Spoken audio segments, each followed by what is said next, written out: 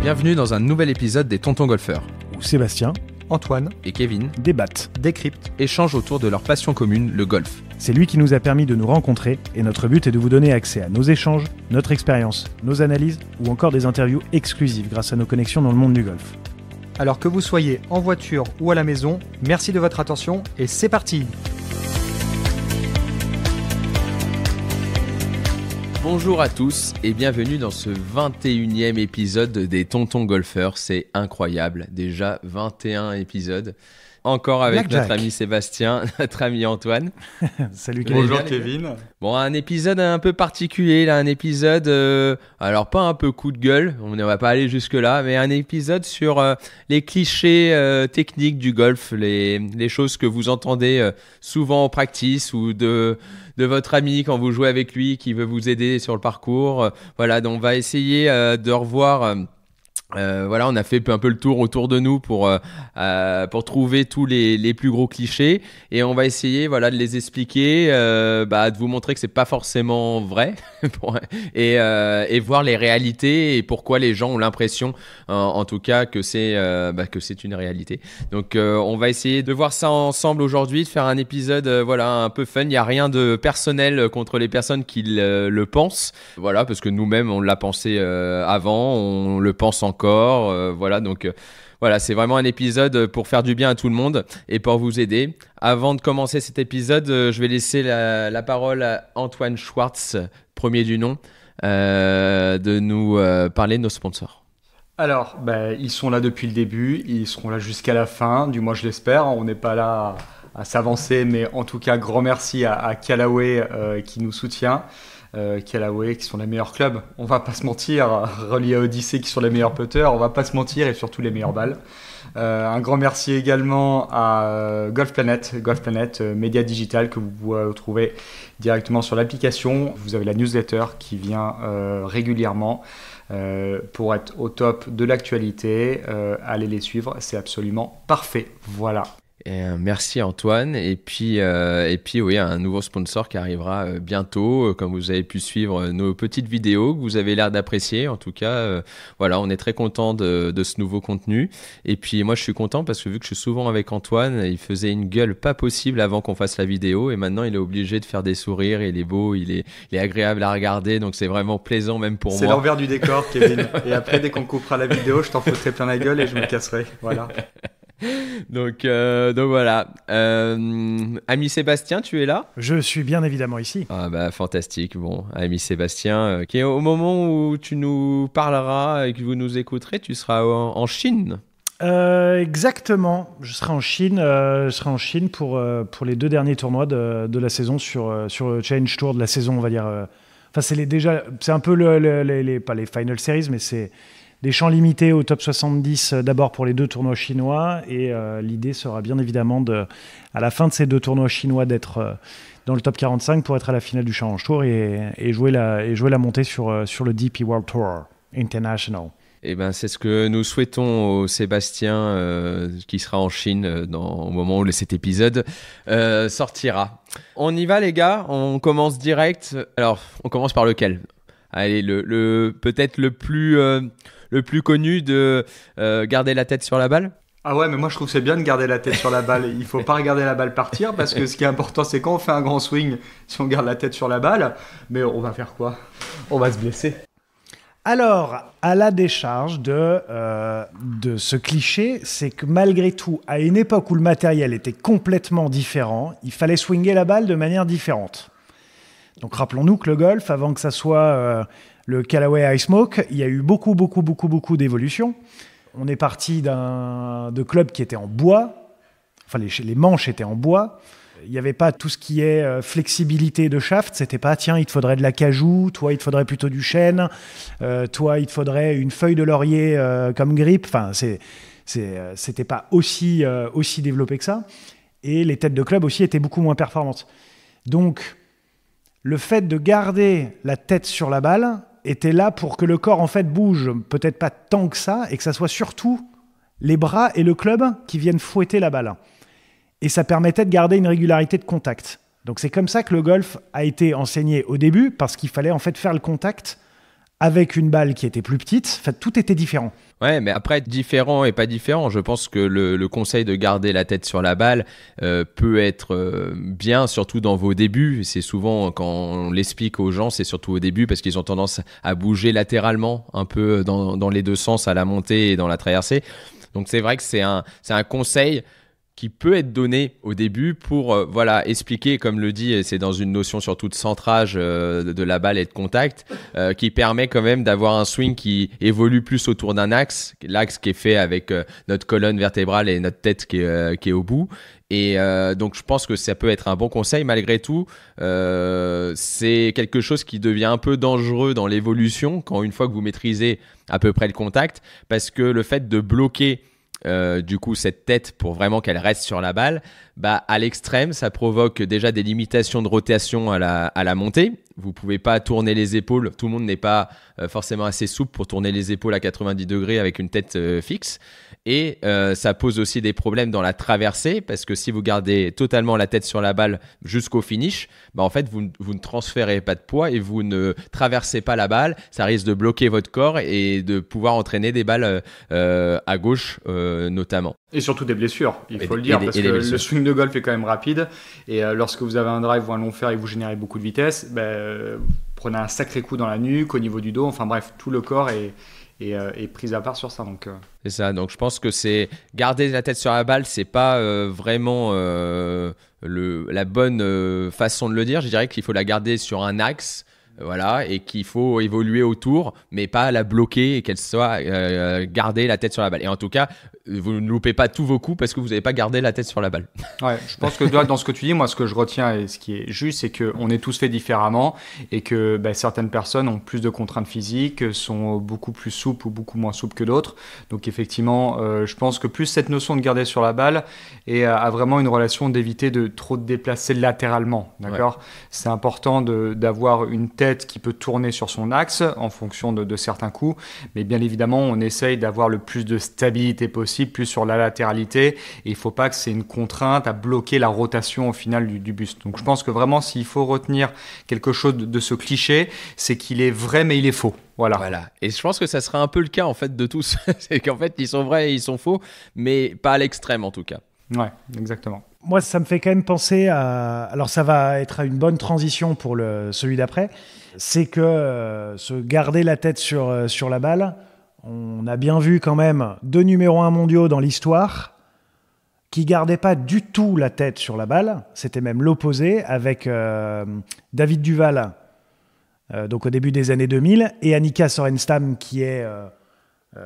arguably, comme diraient les anglo-saxons, peut-être la meilleure joueuse de l'histoire, qui en fait avait la tête qui était quasiment sur la cible au moment de l'impact, qui justement ne gardait absolument pas la tête sur la balle. Donc voilà, j'avais envie de parler d'Annika Sorenstam et David Duval. Voilà, je suis content. Ouais, Stenson aussi qui le faisait, qui était. Ouais, Stenson aussi. Mais c'est vrai. Et ok, on passe. On finit sur la tête. Du coup, il y a la deuxième cliché par rapport à la tête. On a parlé de garder la tête sur la balle plutôt sur la face au niveau latéral. Et là, maintenant, on va partir plus sur de façon verticale en disant t'as fait un top parce que tu t'es relevé. Alors celui-là, tu as levé la tête. Celui-là, il me régale. T'as levé la tête. Donc celui-là, je sais pas qui commence. Moi, je vais y aller. Allez. Ça, attention, un débutant, oui, peut provoquer un top parce que il se relève ou louper carrément la balle. À partir du moment où ça fait 6 mois que vous jouez au golf, il n'y a pas de vous lever la tête ou vous relevez la tête à l'impact. C'est des contraintes. Si vous vous relevez et que vous le levez au moment de l'impact, c'est une contrainte physique. Ça veut dire que ça peut être parce que vous êtes trop proche de la balle, ce qui est souvent le cas. Ça peut être le fait que votre corps est bloqué, donc du coup, il est obligé de s'estirper de ses angles. Mais en tout cas, et en plus de ça, souvent, c'est plus des talons que des tops que vous faites. Mais ça, c'est un autre cliché qu'on pourra aborder aussi. Mais en tout cas, le fait de se relever et de se lever, c'est quelque chose qui est provoqué par autre chose. Donc, si vous essayez de ne pas vous lever, ça ne marchera pas. C'est une conséquence. Moi, tu vois, hier, on a fait un programme avec Kevin et j'ai joué avec des amateurs. Et effectivement, j'étais face à un élève qui, en fait, se relevait au final. Et je me suis rendu compte qu'il avait une mauvaise perception de comment contacter la balle. C'est-à-dire que lui, il essaie toujours de vouloir prendre la balle en remontant, au lieu de vouloir essayer de prendre la balle en descendant. Donc là, il y a une vraie notion d'expliquer que on prend une balle en descendant, on essaye d'aller chercher un divot après l'impact. Et lui, vraiment, il voulait prendre tous ses coups en remontant. Donc le fait de vouloir prendre ses coups en remontant, le club remontait très rapidement. Et donc du coup, le club se lève, le haut du corps se lève. Et effectivement, il faisait beaucoup de top. Et lorsque j'ai tout de suite parlé de cette notion de rotation, en fait, qu'on cherche à faire un mouvement en étant rotatif et on n'essaye pas du coup de vouloir relever la balle, que c'est vraiment une conséquence d'avoir déjà une bonne rotation à un angle d'attaque qui est descendant, tout de suite ça s'est amélioré. Donc je n'ai même pas cherché à lui dire arrête de te relever, j'ai juste essayé d'imaginer voilà, tu tournes tes épaules à la montée, tu tournes tes épaules au retour et surtout derrière tu essaies d'aller prendre un divot, de la prendre en descendant. Donc il y a aussi une non-compréhension pour moi de comment il faut contacter la balle parce que ce défaut de se relever est aussi majoritairement dans cette problématique. Et comme tu dis, c'est forcément quand il n'y a pas de rotation, il y a plus de verticalité, donc exactement. Du coup ça se relève. Et après, il faut savoir aussi que les meilleurs joueurs du monde ont souvent, surtout ceux qui tapent fort, ont souvent de la verticalité, c'est-à-dire que c'est une tête qui a tendance à se baisser au début de descente, puis après une extension. Donc le fait de se relever, comme vous dites, pendant la frappe pour vraiment exploser et avoir le plus d'énergie verticale, plus de force verticale. Donc c'est quelque chose qui est même voulu en fait pour certains. Souvent, c'est pas forcément travaillé, c'est des choses qui sont un peu, c'est leur façon à eux de créer de la vitesse, de la force verticale. Mais en tout cas, c'est pas forcément une mauvaise chose de se relever. Mais c'est souvent une conséquence. Sébastien, est-ce que tu as un avis sur ça ou tu trouves qu'on a développé Ah non, mais c'est très bien. Moi, je trouve que de toute façon, tous ces clichés qu'on va donner, et celui-là particulièrement, en fait, quand on voit ou on ressent quelque chose, c'est quasiment toujours une conséquence. C'est quasiment jamais la cause. Donc quand on voit quelqu'un qui a eu l'impression de se relever, c'est souvent parce que exactement, je crois que c'est Kevin qui a dit ça, c'est pour s'extirper en fait d'une contrainte physique et le corps il va dire wow, là je peux pas la prendre la balle, je vais taper le sol avant ou je vais faire quelque chose qui va pas. Donc le corps inconsciemment va faire quelque chose pour se sortir de cette situation là. Donc pour éviter de faire une gratte, il va peut-être justement tout d'un coup chercher beaucoup de force verticale et du coup faire un top. Et là on se dit ah mais tu t'es relevé. Oui mais tu t'es relevé parce que tu étais dans une situation qui faisait que tu étais trop bas en fait. Donc c'est souvent des histoires de conséquences. Et on ressent plus souvent une conséquence qu'une cause. Et c'est ce qui est visible aussi. Donc ça ne sert à pas grand-chose de gérer une conséquence si on n'en traite pas la cause. Donc je trouve que tous ces clichés et ceux qu'on va continuer à développer et tous ceux qu'on aurait pu encore développer aussi sont trop souvent en fait des conséquences. Et c'est la problématique de ce jeu, c'est comme tu le disais très justement, mais je vais le reprendre pour espérer être dans la prochaine vidéo sur Instagram. Je trouve que effectivement, c'est quand on ressent la chose, en fait, c'est que c'est une conséquence. Et comme on ressent pas grand-chose et que les peu de choses qu'on ressent, on essaye de les traiter, en fait, on règle jamais vraiment le problème. Donc, je suis vraiment d'accord avec toi et c'est pas évident.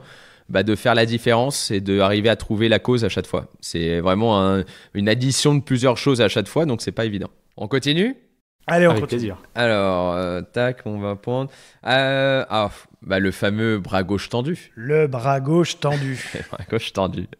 Alors... dommage qu'on n'ait pas Jordan Spieth avec nous ici à cette table, qui nous expliquerait comment il fait pour bien jouer sans... quoi qu'il joue moins bien souvent. C'est peut-être parce qu'il n'a pas le bras gauche tendu, justement. On va demander à son coach Cameron McCormick, pardon, pour l'aider sur ça. Alors moi qui fais pas beaucoup de grands jeux, moi j'ai une vision qui est assez simple sur ça.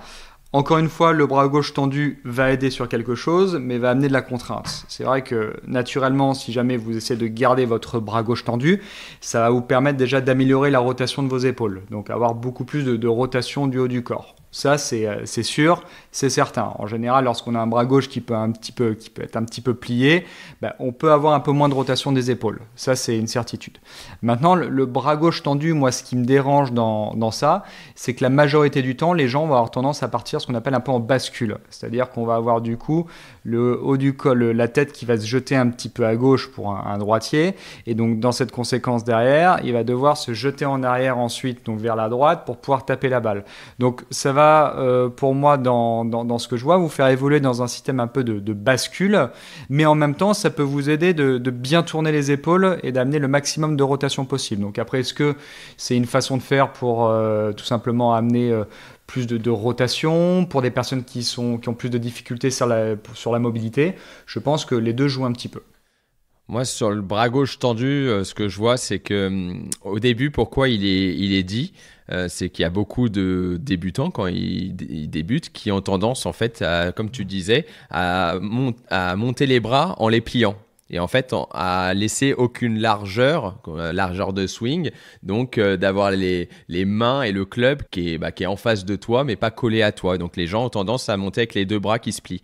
Donc en fait, de le faire imaginer avec un bras gauche tendu, on se retrouve en fait avec ce bras gauche qui devient le rayon d'un cercle où le corps, la tête et le corps, l'axe du corps serait le centre. Et en fait, ça fait évoluer le club et le bras autour de toi. Logiquement, si tu pars avec le bras gauche tendu à l'adresse, que tu montes, il est tendu, tu redescends, il est tendu, dans l'absolu, tu reviens au même endroit et donc du coup, c'est plus facile d'avoir le contact.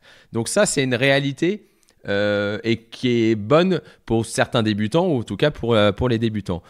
La problématique, c'est que souvent, ça se transforme à une hyperextension. C'est-à-dire que les gens veulent tellement avoir le bras gauche tendu qu'ils le tendent, mais en hyperextension à la limite de se faire mal.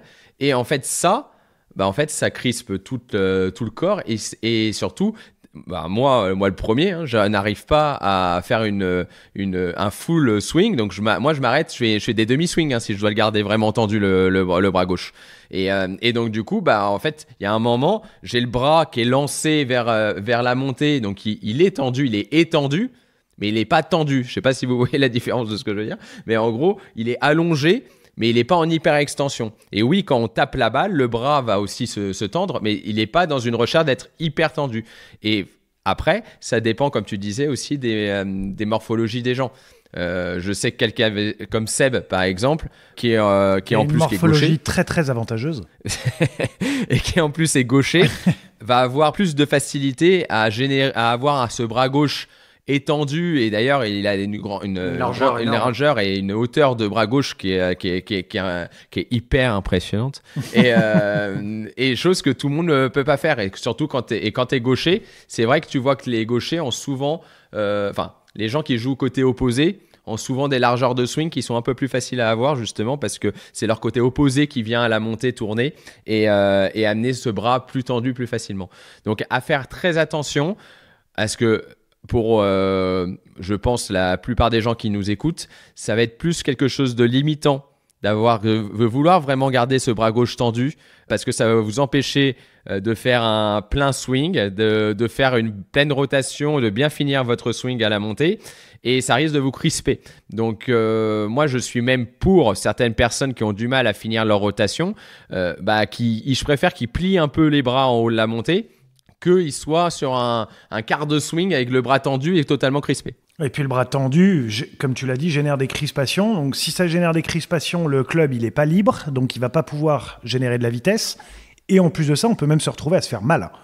Ouais. Plus le bras gauche est tendu, plus l'épaule, elle va être tendue, plus ensuite, du coup, pour pouvoir quand même trouver de la rotation, il va y avoir le phénomène de bascule dont parlait Antoine, parce qu'il n'y a pas assez de mobilité dans l'épaule, il n'y a pas assez de mobilité dans le dos. C'est les hanches qui vont se retrouver à lâcher pour donner un moyen au corps de trouver de la rotation.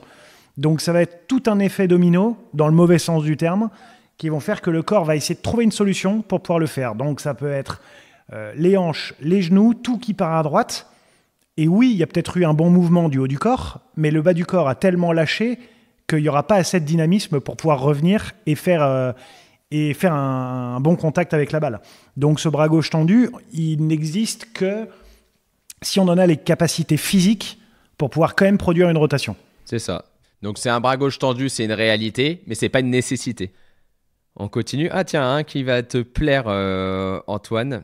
Accompagner la balle au putting. Il a fallu attendre 15 épisodes pour reparler du putting. Enfin. Merci beaucoup. Je me sentais pas très utile. C'est de la chance le putting. Tu t'entraînes au loto, toi ? Bah tiens, voilà, encore une fausse bonne idée. Tiens. Donc effectivement, le putting. Voilà, accompagner la balle au putting. Accompagner la balle au putting. Alors, il y a certains joueurs qui le font occasionnellement, mais qui ne sont pas sur la durée pour moi des excellents putters. Mais je peux citer des noms. Non, je ne citerai pas de noms, j'ai pas envie d'en citer. J'aimerais bien que tu le développes beaucoup, ce point, parce que je trouve qu'il est primordial. Parce que là, on est vraiment dans quelque chose de très généralement faux. Donc j'aimerais bien que tu en parles bien, ouais. En fait, la notion d'accompagner la balle est généralement dans le cerveau des gens, fait que plus j'accompagne, plus ça va me permettre d'aller loin et plus ma balle va rouler. Dans cette dimension, lorsqu'on accompagne la balle, il se passe quoi ? On va avoir souvent tendance à avoir une montée qui est courte et donc du coup, on va chercher à avoir une accélération qui va être assez importante et donc du coup, le putter qui va aller très très loin après l'impact. Mais en fait, cette problématique va avant tout vous créer de la difficulté sur les dosages parce que quelqu'un qui dose bien, en général, vous regardez les très bons putters, ils ont une montée qui est presque équivalente à un après-impact. Donc, s'ils montent 30 cm à droite, ils vont s'arrêter 30 cm à gauche. Et on a même plus tendance à avoir donc, des backstrokes, des montées qui sont beaucoup plus longues que des follow-through, donc qui sont après l'impact. Donc, par exemple, 40 cm à la montée et 25-30 cm après l'impact. Vous voyez, les très bons putters, c'est de cette façon-là qu'ils puttent. Donc, accompagner la balle au putting est avant tout un mouvement qui est nocif dans la majorité des cas. Comme je vous dis, il y a quelques joueurs qui le font, mais je peux vous assurer que, outre les problématiques de dosage aussi, il y a la problématique de sortie de balle. Lorsque vous accompagnez une balle, avec ce mouvement parfois qui est un petit peu trop violent au retour, vous allez parfois ouvrir la face, fermer la face, donc ça va du coup décoordonner ce mouvement de putting. Donc vraiment, s'il y a une chose qui pour moi est à bannir, c'est vraiment d'accompagner la balle au putting. Et là, du coup, je ne vois pas beaucoup on va dire de bienfaits sur ça, à part lorsque vous débutez au golf et encore, ce serait juste vous apporter pour moi des mauvaises premières sensations, des mauvaises bases, j'ai envie de dire, sur le contrôle des distances et les bonnes sorties de balle. Est-ce que tu as un exercice à donner aux gens qui le feraient, pas volontairement, mais qui ont l'impression de traverser beaucoup trop ? Est-ce qu'il y a un exercice en contrainte ou quelque chose qui peut les aider à... Juste avoir par exemple un repère au niveau des tees, en mettant des tees sur le green, vous mettez un tee en face de votre balle et vous mettez par exemple un autre tee qui est 20 cm à droite et un autre tee qui est 20 cm à gauche.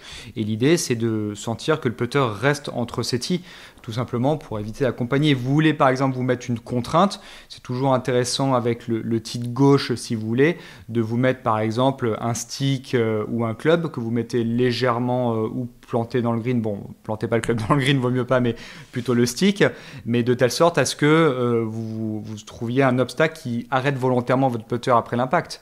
Mais c'est extrêmement important de comprendre cette notion de symétrie, j'ai envie de dire, parfois asymétrie quand le backstroke, je disais, est un peu plus long que le follow-through, que l'après-impact, pour pouvoir améliorer ces points-là. Ça, c'est indispensable. Donc, accompagner la balle au putting, non. Après, encore une fois, ça peut arriver dans certains cas. Il y a des joueurs qui rencontrent beaucoup de difficultés. Ça leur permet de trouver parfois une solution pour les aider dans ça. Mais ouais, comme les autres sujets, c'est-à-dire que tu vas arriver sur quelqu'un qui aurait tendance à s'arrêter à l'impact. Direct ou même avant l'impact qui a commencé à pas, tu peux lui donner l'image d'essayer d'accompagner plus. C'est vrai que c'est propre, mais de façon générale, en tout cas, c'est quelque chose à totalement bannir. Voilà, je comprends quand certains joueurs peuvent être en panique des petits putts et donc du coup une petite montée, quelque chose d'assez rapide, mais c'est effectivement trouver une solution qui est pour moi ne pas soigner une cicatrice, qui est juste mettre un pansement, mais on soigne pas la cicatrice qui est derrière. Donc après, le fond du problème vient sur d'autres choses, quoi. Ok.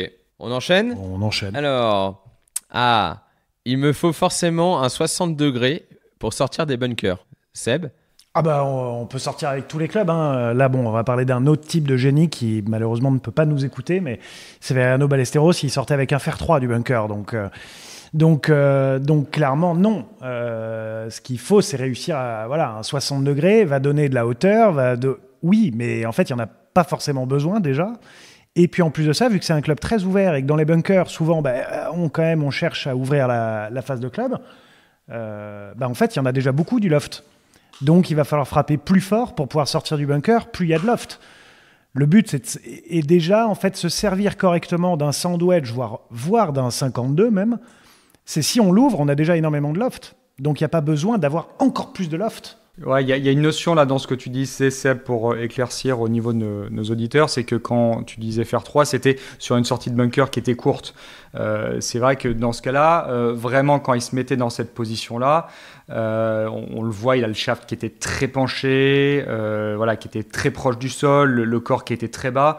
Et c'est vrai que ça, c'est un exercice qu'on nous faisait faire quand on était jeune. Je me souviens des sorties de bunker rien qu'au faire 7 déjà, pour essayer de comprendre cette notion de... comme dit Antoine, c'est des sorties classiques que vous feriez au sandwich au bord des greens. On nous le faisait faire, et puis Ballesteros le faisait lui au fer 3. On nous le faisait faire avec des clubs très fermés pour justement nous faire comprendre la mécanique du club et comment le club doit arriver.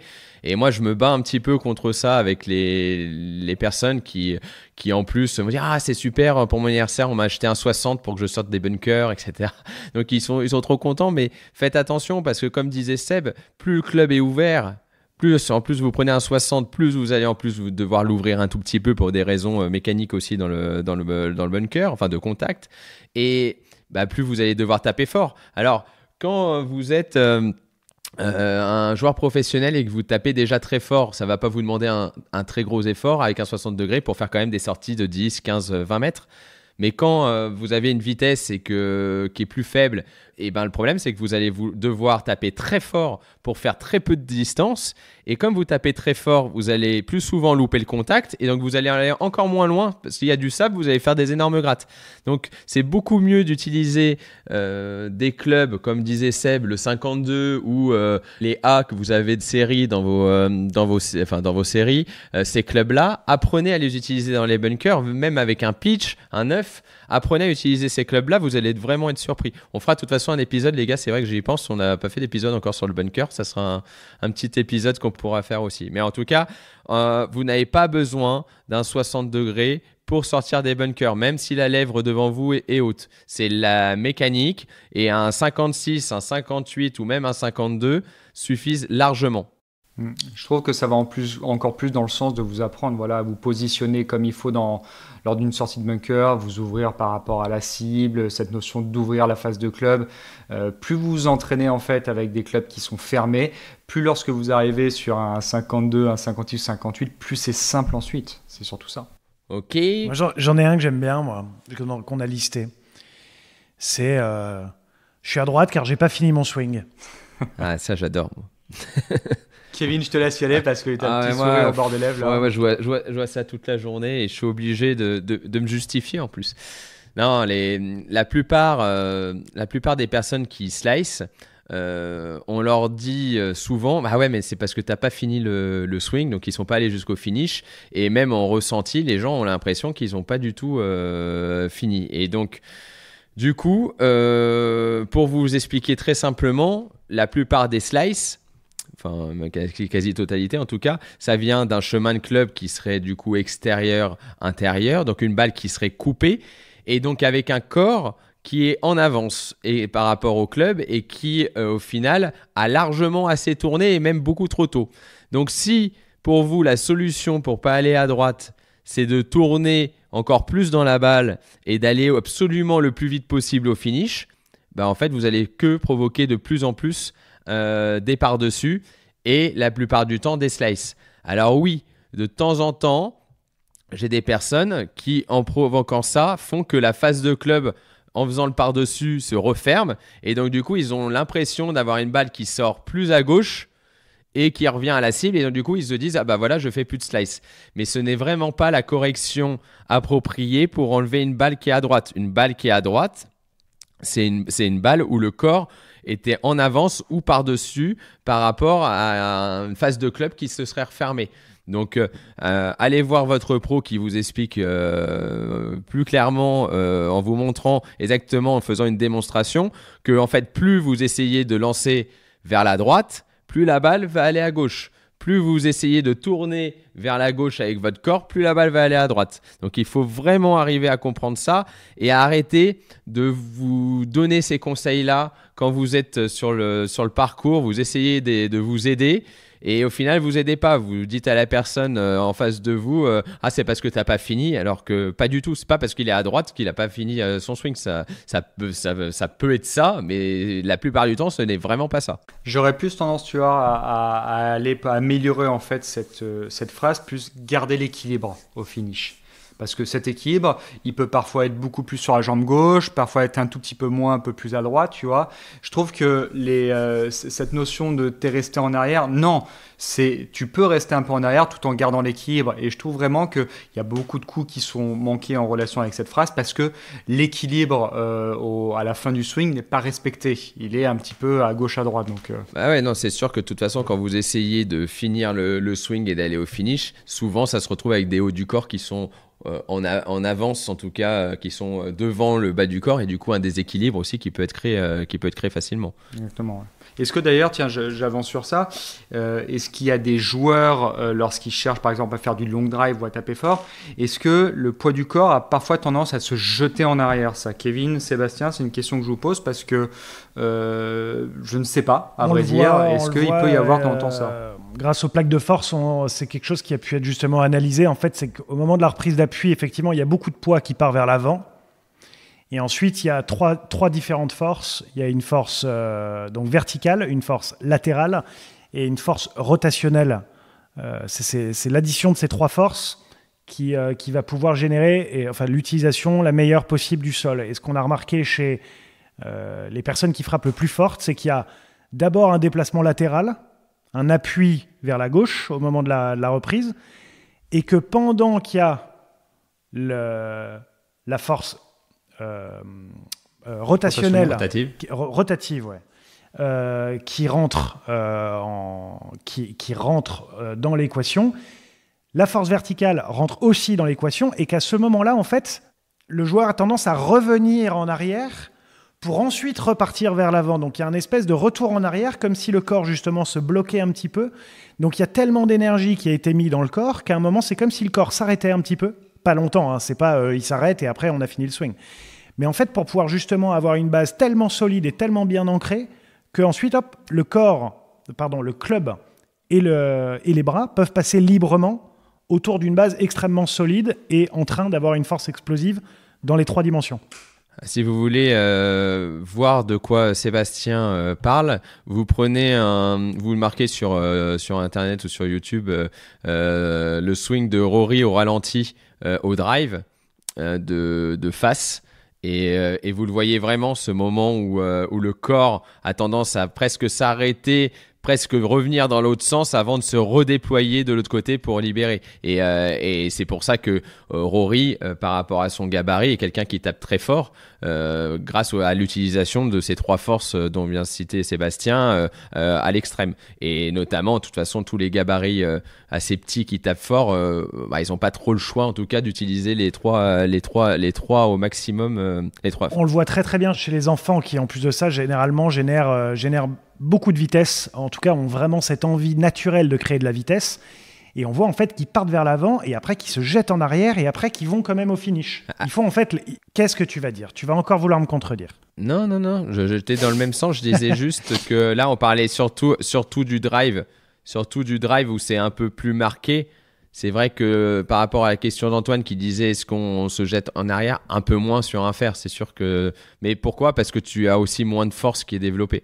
Mais là, sur le fait de rester derrière, je ne sais pas si c'est vraiment quelque chose qu'il faut travailler, ces forces-là, dans un premier temps. Pour la plupart des gens, c'est des choses qui se développent quand vous essayez de générer plus de vitesse. C'est des forces qui deviennent de plus en plus présentes et qui tout d'un coup, développent ces mouvements-là. Mais je pense pas que ça soit une bonne chose à travailler, de se dire il faut que j'essaye de rester derrière, de bloquer le corps, de repartir en sautant. Enfin, tu vois, je pense qu'il y a des erreurs là-dessus. C'est plus vous allez apprendre à générer de la vitesse et aller de plus en plus vite, plus le corps va se dire mais en fait il est obligé de faire ça.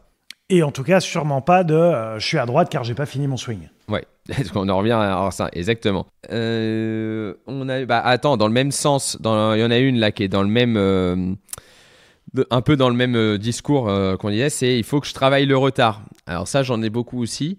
Des personnes qui essayent d'avoir, tu sais, l'image avec le club qui est super en retard, avec le club qui reste derrière eux, et avec les mains qui sont quasiment arrivées au niveau de la balle, mais ils ont encore le club qui est coincé derrière eux comme ça, avec oui, il faut garder l'armement, il faut garder le plus longtemps possible.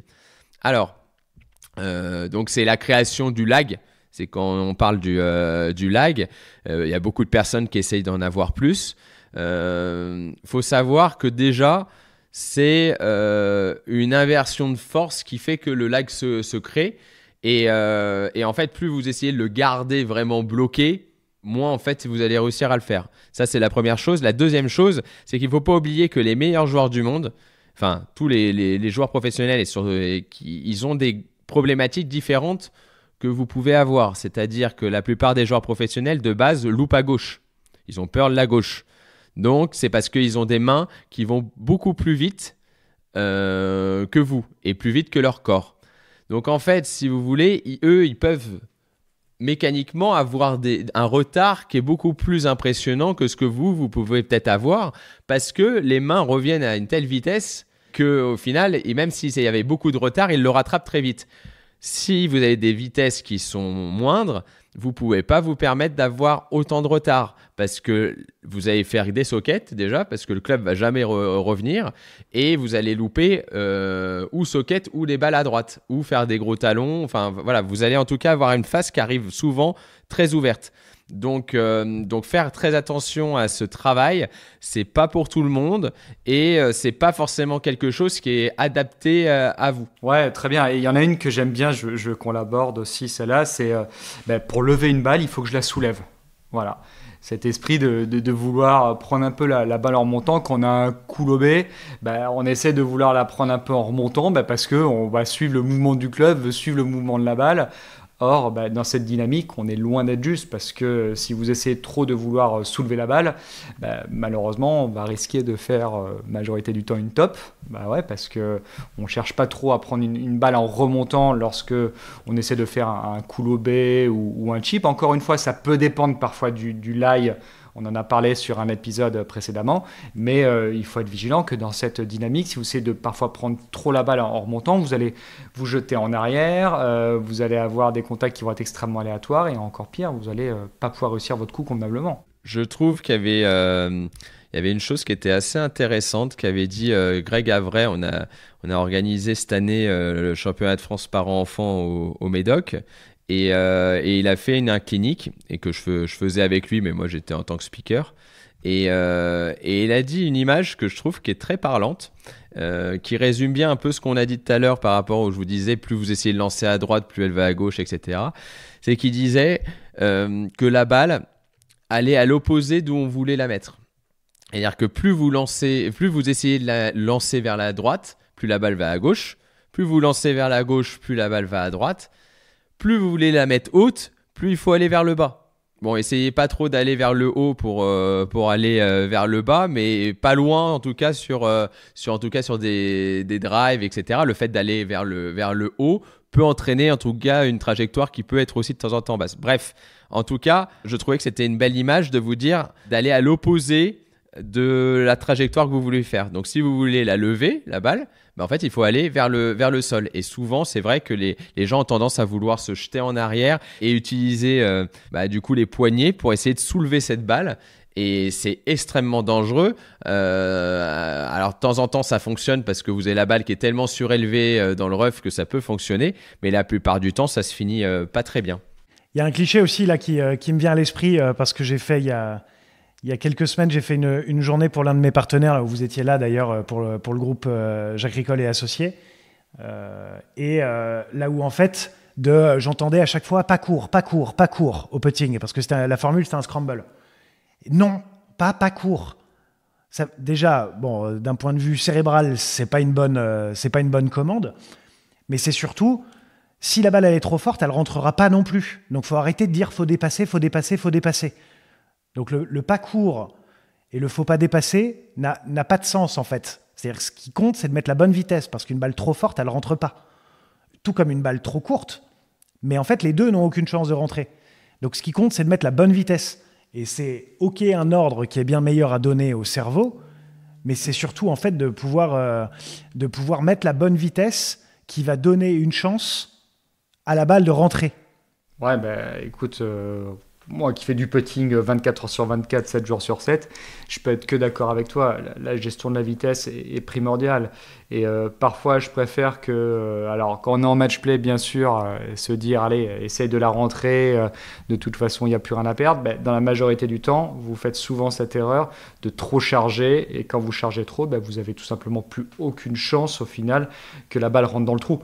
Donc cette notion de gestion de la vitesse, oui, j'aurais plus tendance à réfléchir en disant j'essaye lorsque je dois prendre ma chance d'atteindre une zone qui est un peu derrière le trou, entre 60 cm, entre 40 cm et 80 cm, plutôt que allez, il faut que je la rende, donc du coup je vais dépasser comme un fou. Il n'y a aucune chance dans cette situation-là, donc être vigilante que la gestion de la vitesse elle soit absolument parfaite si vous voulez rentrer et vous laisser une occasion de concrétiser, quoi.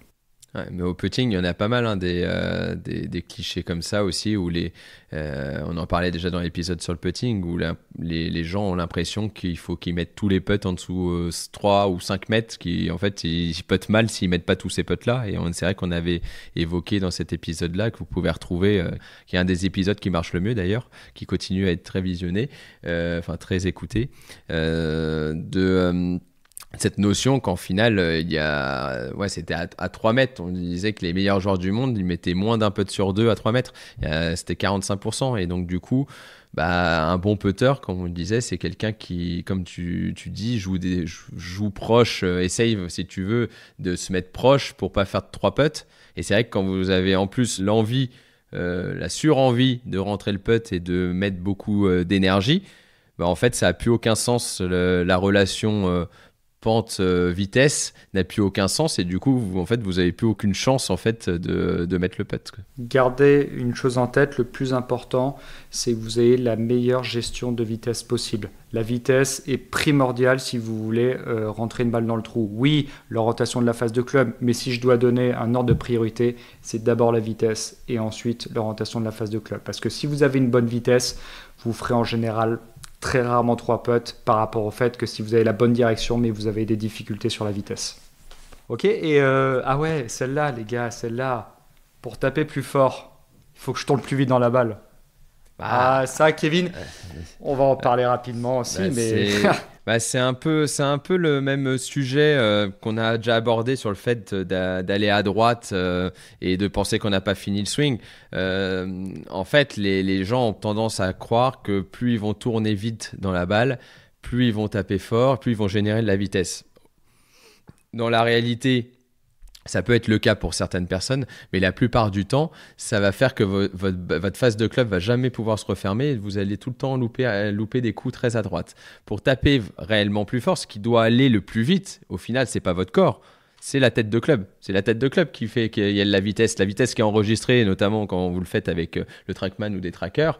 C'est la vitesse de la tête de club, on ne dit pas la vitesse du corps. Et au final, même si le corps joue un rôle essentiel pour générer de la vitesse de tête de club, ça reste quand même la tête de club qui doit aller le plus vite. Et ensuite les bras, enfin les mains, ensuite les bras, ensuite le corps. C'est comme moi j'aime bien l'image du manège, c'est comme si le centre du manège allait plus vite que le bout du manège. Ça ne marcherait pas. Donc c'est un peu la même chose, c'est qu'effectivement ce cliché vient du fait que, effectivement, comme je disais, les joueurs de très haut niveau qui tapent très fort ont tendance à avoir des vitesses de club très importantes, des vitesses de main très importantes, et donc du coup ils ont besoin d'un corps qui suit, et ils sont tout le temps en train d'essayer de tourner le plus vite possible pour rattraper, entre guillemets, les mains qui ont souvent de l'avance. Pour la 95, voire plus, 95% de la population, voire plus des golfeurs, c'est l'inverse. C'est un corps qui a tendance à aller très vite par rapport à des phases de club et des mains qui sont ou figées ou qui ne jouent pas assez vite. Donc, c'est pas une bonne image pour la plupart des gens de se dire je vais tourner le plus vite dans la balle pour taper plus fort. Faut d'abord avoir développé une vitesse de main suffisante pour pouvoir penser par ça. Toi, Seb, qui tape très fort, qu'est-ce que tu peux donner comme conseil pour essayer de taper plus fort, tu vois? Est-ce que toi, tu essaies de... Tape aussi fort que t'es con. Moi, j'ai toujours entendu ça et j'ai pris 20 mètres. Non, mais alors, peut-être que tu vois, effectivement, c'est que tu utilises beaucoup mieux ton corps. C'est pour ça qu'on perd de la distance en vieillissant, c'est parce qu'on s'assagit. Dit comme ça. Il y a des gens plus sages que d'autres. Mais toi, à ce niveau-là, du coup, comment est-ce que tu fais lorsque tu veux taper plus fort? Parce que une des erreurs principales qui est faite, c'est que les joueurs vont avoir tendance à activer beaucoup plus le haut du corps. Et on parlait de cette notion d'une grande erreur classique du golfeur qui est de faire une espèce de par-dessus. Et j'ai l'impression que la majorité du temps, le mouvement n'est pas très coordonné. Et toi, quand je te voyais, on avait encore effectivement fait ce programme ensemble avec Jacques Ricol et associés dans ce programme. Que je dise pas de bêtises, c'était bien ça, non? Je me suis pas trompé en disant Jacques Ricol et associés. Oui, c'est bon, c'est groupe Géricol et associés, on est tout bon. Excusez-moi pour avoir bien le mot groupe. Concours de drive, et toi, ton club, en plus, tu as une particularité qui monte très large, il ne monte pas non plus extrêmement loin en amplitude, mais par contre, tu as une façon de dérouler dans la balle, et j'ai l'impression que ce bas du corps tourne extrêmement rapidement, et que en même temps, c'est une des raisons pour lesquelles tu arrives ainsi à être très puissant. Est-ce que je me trompe ou pas? Mais moi, c'est ce que j'ai de l'extérieur. Mais moi, en fait, j'ai jamais véritablement cherché à taper plus fort. Quand j'étais jeune golfeur, j'essayais de frapper le plus fort possible parce que ça me faisait rire. Mais même si je frappais pas très fort en soi, vu que j'étais jeune. Et après, c'est juste que j'ai réussi à développer une habileté, comme le dit très justement Kevin, à faire bouger le club rapidement. Mon corps est pas forcément celui qui se déplace le plus vite. Je suis sûr qu'il y a des mecs qui déplacent le club plus vite, mais moi, c'est le corps plus vite. Mais moi, c'est le club qui bouge vite. Donc moi, je suis très focalisé sur essayer de faire en sorte que la tête de club passe le plus vite possible, tout en gardant la direction dans laquelle je veux que le club voyage pour que la balle puisse voyager dans le bon sens. Mais quand je veux essayer de frapper plus fort, effectivement, je vais avoir tendance à essayer de faire des mouvements plus grands pour que mon club parcourt plus de chemin et ait le plus de vitesse possible, qu'il soit le plus haut possible, qu'il soit le plus large possible, mais pour qu'en fait, ça soit mécanique et que du coup, le club passe le plus vite possible. Mais c'est pas en me disant tiens, je vais tourner le corps plus vite. C'est surtout en essayant de faire parcourir beaucoup de chemin au club et qu'il soit le plus loin possible de la balle en fait en haut du backswing, en hauteur. Parce que là, en plus de ça, il y a la force de gravité qui va aussi m'aider à faire venir le club vers la balle. Ok. Voilà, donc ça, faut le retenir et bien l'ancrer parce qu'on l'entend beaucoup trop et au final, c'est pas un épisode pour être méchant et pointer du doigt les personnes qui pensent ça. C'est vraiment pour vous aider et que c'est toutes ces croyances ou clichés qui peuvent être dites quand vous débutez. Il y a un moment, il faut les affiner et il faut essayer de comprendre que c'est pas forcément une réalité ou en tout cas quelque chose qui doit être appliqué à la lettre. Il faut y avoir des ajustements en fonction de vous. Voilà. Écoutez les gars, un épisode sympa sur ces clés. N'hésitez pas en tout cas à nous mettre des commentaires si vous en voyez d'autres. Vous pouvez le mettre en commentaire. On se fera un plaisir de les expliquer. Vos meilleurs clichés, ouais. Et aux meilleurs clichés. C'est pas des photos, c'est pas un épisode sur la photographie, c'est les clichés de photos. Ouais. Vous nous les envoyez en privé, mais. Donc ça, avec grand plaisir. Ça nous ferait très plaisir d'échanger avec vous. Et puis on espère que du coup ça a pu vous aider et peut-être vous enlever quelques démons ou quelques blocages ou que vous pourrez répondre la prochaine fois à votre pote qui essaye de vous donner un conseil sur le parcours avec un de ces clichés, de lui expliquer écoute les tontons golfeurs, après on en reparlera. Écoute les tontons golfeurs, ils t'expliqueront comment ça se passe. Bon, un petit mot Antoine pour finir sur nos sponsors et puis on laisse encore une fois Sébastien conclure. Tu conclus beaucoup toi? De moins en moins. Il est pro dans la conclusion, Sébastien. Il est très fort, très bon conseil. Écoutez, remercier à nouveau Callaway de nous supporter depuis le début de cette aventure. Et également Golf Planet, média digital que vous pouvez retrouver sur une application ou directement sur leur site internet, traite au top de l'actualité rapidement. Et notre partenaire mystère que vous ne connaissez toujours pas. On va essayer de le faire durer celui-ci jusqu'au 120e épisode ou 130e épisode. On va voir, ça peut être très drôle. Bon, merci Kevin, merci Antoine pour ce 21e épisode des Tontons Golfeurs.